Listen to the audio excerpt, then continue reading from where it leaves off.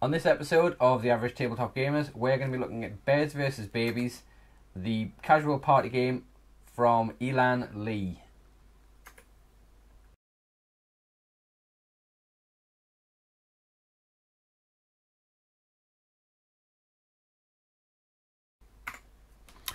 Hello, and welcome to The Average Tabletop Gamers. The Average Tabletop Gamers. I'm Ben. I'm Sven. And today we're going to be looking at Bears vs. Babies in the first of our new casual party game series, where we're going to be looking at, some of those new kind of breed of games that are coming out and about. You know, a few tinnies, a group of like-minded people, whip out a tabletop game, give it a go. So we're going to start looking at a few of those. Yeah, so this first one we're going to be looking at is Bears vs. Babies, which is a card game from the same people that brought you Exploding Kittens, and also the producers of the Oatmeal, I believe. It's Elan Lee, the creator of the game, and this is a very simple to play, draw and play card game, where the objective is to build a legion of monsters and power those monsters up, ready to take on an invading army of babies. Seems simple enough. Yeah, there you go. So the game itself is pretty much a drawing and playing mechanic. So you're drawing from a pickup deck into your hand, and then you've got a number of actions which you can do, such as playing monsters. But at the same time, there are 3 piles of babies which are growing in the middle of the table, which are hidden to all of the players. And the idea is that you're building up monsters to tackle these various types of babies. So, for example, you have sky babies, land babies, and sea babies. So we'll just show you some of those cards there now. And you'll see as well, because these are from the same people that did Exploding Kittens and the Oatmeal, you'll see the card artwork is lovely and very humorous. And so we've got 3 different types of baby there. We've got the blue babies, which are the sea babies. We've got the green babies, which are from the land army. And we've got the red babies, which are from the sky army. And you're building up a force of monsters and adding appendages to those monsters to power them up to take on those babies. So, for example, if I'm playing a red monster, so I can play the head of a bat, and then I can add a body, which it increases its power by 1, and then I can add on arms or legs. So in this case here, we're adding some bat wings, and we've also got the option to add in some things like power tools, like chainsaws and power drills, which all have effects on the game.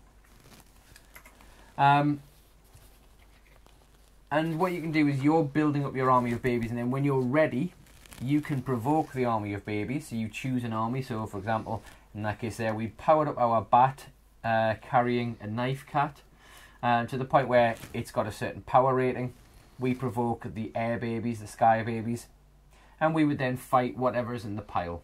Yeah. If we beat its power, we get to claim the babies. The mechanic of the game is, though, that if I choose to provoke the sky babies, and everybody who has a red monster or red monster collection, because it can be more than one monster, also takes part in that fight, and the person with the highest power who beats the babies gets the points. Yeah, it's a really, really simple game with a few nice little twists in there.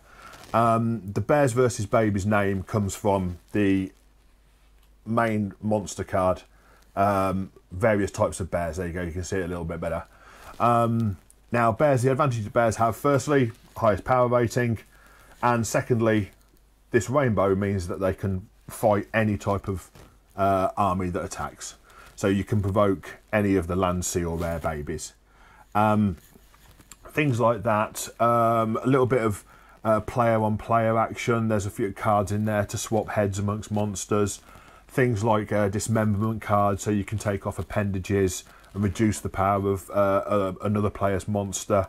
And just things like that adds that little bit of spice to the game, so it's not all, cooperative. Yeah, so there's a lot of strategy involved. So for example, there's one of the cards that we used quite a lot, which is a mask. So when you're playing the head of a monster, you can play it with a mask, so that your opponents can't see what flavour of monster that is. Because again, you're playing off against the stack of babies which you can't see, and of course your opponent, so whatever monsters they've got. So if, for example, I'm building up a collection of land-based monsters, and Ben also has a collection of land-based monsters, I'm going to want to total up the points of his and the points of mine to make sure that should I provoke and beat the land babies, he's not going to steal the points. Yeah. So there's a lot of strategy involved for what is quite a simple game, and we did find that after a couple of games, we were starting to build into that strategy a bit more. But I say, if you just want to play and have the casual game laugh, of building silly monsters, theming your monsters, trying to find those monsters that go together well, or just trying to build a monster with as many power drills attached to it as you can. Yeah, power drills are cool, and the Robo Hammer. Big fan of Robo Hammers. Yeah, there's a lot for everyone in this game, whether you're a hardcore gamer or you're quite casual to gaming. So as I say, like whether it's you're just around some friends' houses and they bring this game out, it's going to suit a lot of people. Yeah, I think it'd be a good one for kids as well. I mean, it's got a 10+ age on it, and I think that's fair. I think with the cards that are in there, it would appeal to that childish mentality that some of us have, and children mostly have. Although saying that, there is an NSFW expansion, which is certainly not child friendly unless you want to have some very awkward conversations. Yeah, so the not safe for work thing, it's got some nice bit of humour in there, but a lot of off colour and a lot of humour that might not be to everyone's taste. But again, we played a few games without the not safe for work cards in, then we mixed them into the deck. And because no one had seen the cards, you knew when someone had drawn one of those, because they instantly started having a laugh or sat with a look of horror on their face. Yeah, just giggling at the thought of some of them, in fairness. But yeah, I think the gameplay itself, you can play from a very simple level, and then obviously you can build a strategy into it, which means it's very open for a lot of different gamers. The box content itself, so this is the normal box you can buy off the shelf, and you can see it's got a nice faux fur covering. Faux fur. Yeah, it's got a nice furry covering, which is quite nice. I was about to make the really obvious furry box joke there. Yeah.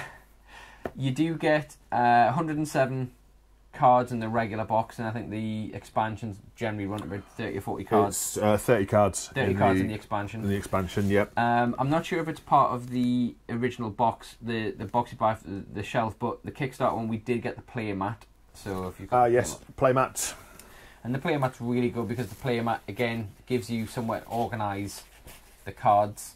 But it also has a nice little handy rules reference down here. And you can see the rules reference can be condensed to 3 panels at the bottom of that player mat. Yeah, really simple. The play mat makes it really easy, because even if you've got very little idea as to what the rules are, it's there. And kind of speaking of the rules, this is the rule book.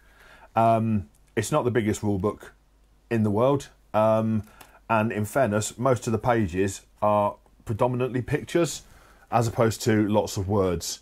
So there's not a lot of reading to be done in there. The rules are very simple to pick up and play. Again, it's one of those games where the rules are simple, but the strategy isn't. The other thing with, and it's the same with any of the games produced by Elan Lee, is that they generally on the first page of the rulebook say you don't need to read these rules, and they always do a really good rules video that you can actually watch if you're not going to read the rules. But we flicked through the rulebook, picked it up in about 10 minutes, and then there's an FAQ inside the box which we referred to a few times just for those little what if scenarios or the little idiosyncrasies of what beats what, or when you get a conflict in the rules. But that seemed to explain most of them, and I think because these games, especially the ones that came from Kickstarter, they got extensively play tested. So that the FAQ was generated by the play testers, and I say this was backed heavily on Kickstarter, so it had a lot of play test players out there. Yeah, good little game. I say, it's one of those games that you can play at the beginning of the night, the end of the night. I probably wouldn't play it for a whole night. No, it definitely. I think you get an hour or so out of this. Probably a few rounds. Again, it might vary with more players. We played it with 4 players, but we played a few rounds of it, enough to get into the game, start working at the strategies. But then, once you've seen all the cards through a few times, the novelty of the actual the cards wears off. Yeah. So I think if you played this every now and then, I think the novelty factor of the cards would definitely be a lot have a lot more impact on the game. But yeah, for a few rounds, when you are having a gaming night, or just getting a bunch of mates together, something like that, good game. Or a good holiday game. That's the kind of game. It's quite a small box. It'll pack up easily into a bag, and it's one of those things that you can sit around when you're on a balcony or whatever. And on a wet Wednesday in Wales when you're in your caravan and it's miserable outside. Or a sunny beach holiday somewhere. Anyway, you fancy playing this, it'd be a nice game to break out. And I say it's not going to break the bank, and it's not going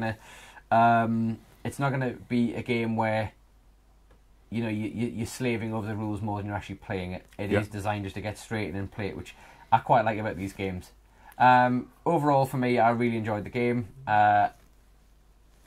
As you say, I think it'll come down to how often we play it as to what the longevity of the game actually turns out to be. Because I think soon we'll get where we know what the cards are, and it'll come down to has it got enough pure strategy and replayability in it that way. Yeah. So yeah, in summary, good little game. I'll give it 2 of those. Yeah, I like it. So that's Bears vs Babies. We're going to be looking at a few of the other games like this very soon. So we'll be returning with that. But in the meantime, if you like, share and subscribe to the Average Tabletop Gamers, so that'll be on our YouTube channel, our Facebook page, Instagram and Twitter. We'll put links below in the comments to all of those things. But hit us up and like us, and if there's any games you want to see us look at, or if there's anything you want to know about any of the games that we've already talked about, hit us up in the comments or drop us a message on the Facebook page. But until then, we will see you on the next one. Good night.